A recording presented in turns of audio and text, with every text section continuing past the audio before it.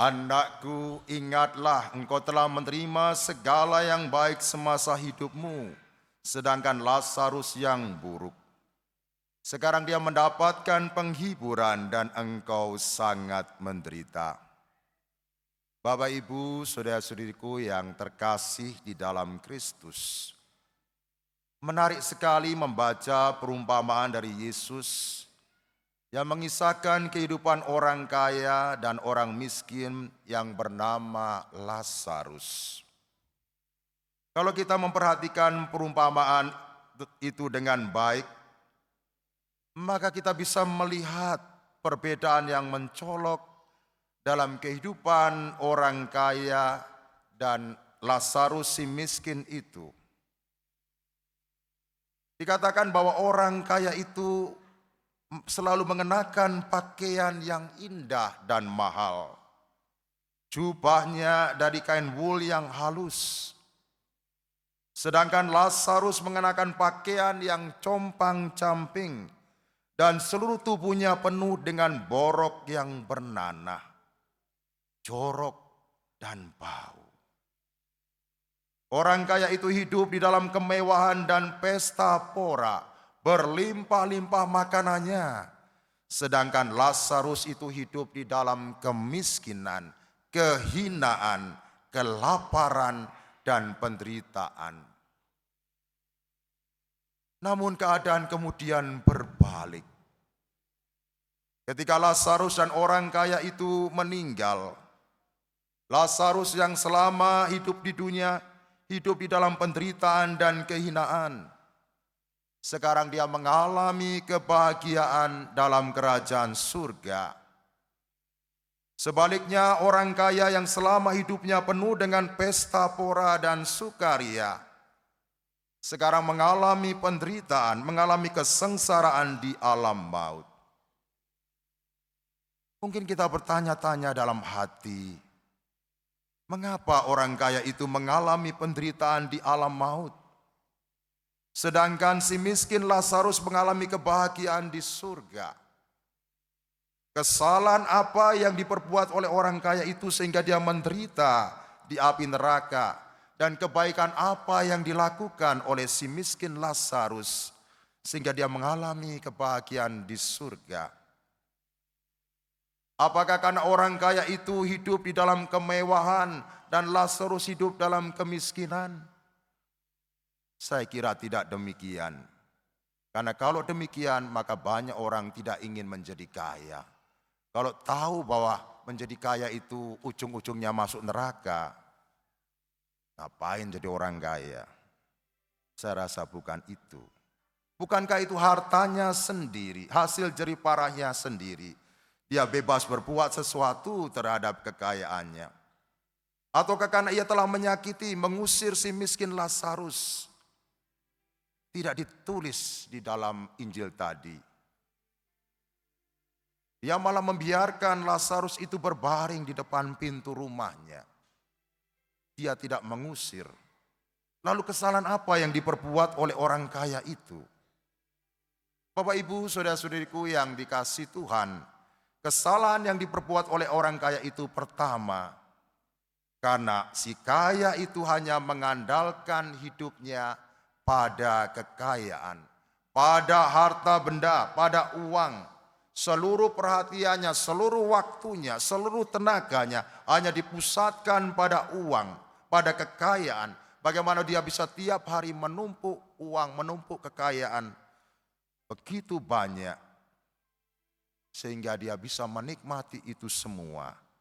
Karena baginya kekayaan itu bisa menjamin kebahagiaan hidupnya. Dan inilah yang membuat dia melupakan Allah, sang sumber kebahagiaan yang sejati.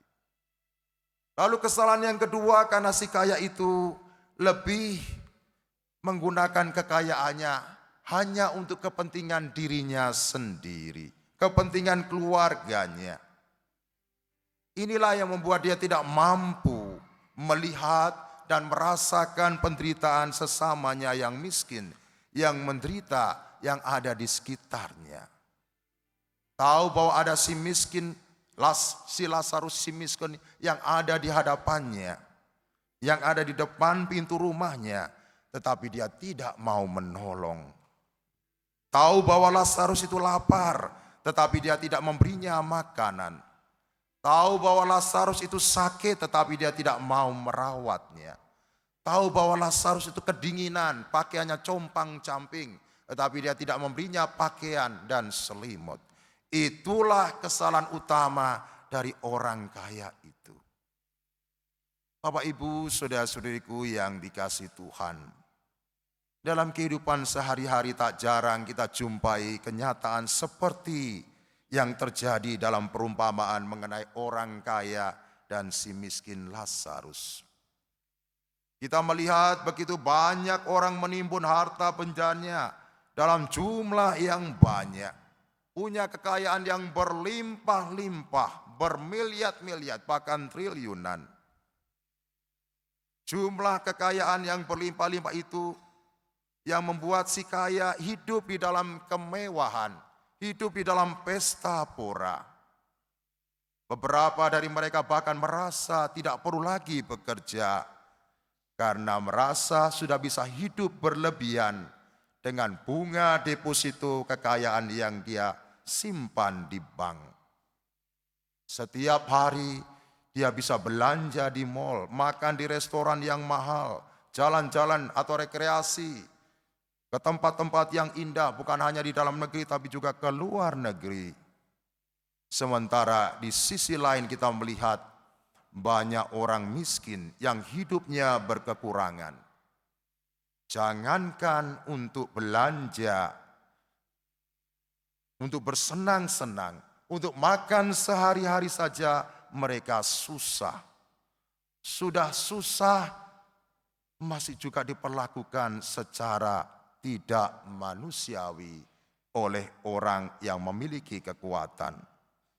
Beberapa dari kita mungkin ada yang mengatakan, salahnya sendiri, itu akibatnya kalau malas bekerja. Benarkah demikian? Saya rasa tidak, para saudara. Banyak orang miskin yang bekerja keras membanting tulang.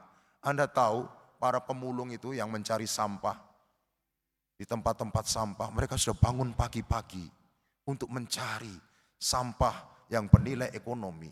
Mengapa mereka harus bangun pagi? Kalau tidak bangun pagi mereka kalah duluan dengan itu pasukan kuning atau orang yang biasa mengambil sampah itu. Dari pagi sampai sore, tetapi hasilnya hanya segitu saja. Setelah dijual, dia hanya mendapatkan uang sedikit. Ada banyak tukang becak menarik bejaknya di bawah terik matahari, tetapi ya hasilnya hanya cukup untuk makan, bahkan seringkali kurang untuk makan. Dan masih banyak contoh-contoh yang lainnya. Jadi bukan hanya soal mereka malas bekerja, tetapi memang nasib mereka yang memang terpuruk yang membuat mereka tidak bisa berbuat banyak.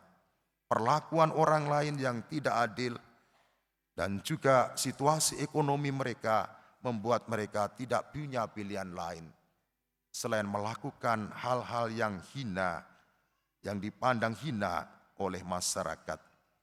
Bapak, Ibu, saudara-saudariku yang dikasihi Tuhan, perumpamaan mengenai si kaya dan si miskin Lazarus yang kita baca dan kita dengar di dalam bacaan Injil hari ini mengajak kita para saudara agar kita tidak terbuai pada kekayaan sehingga melupakan Tuhan.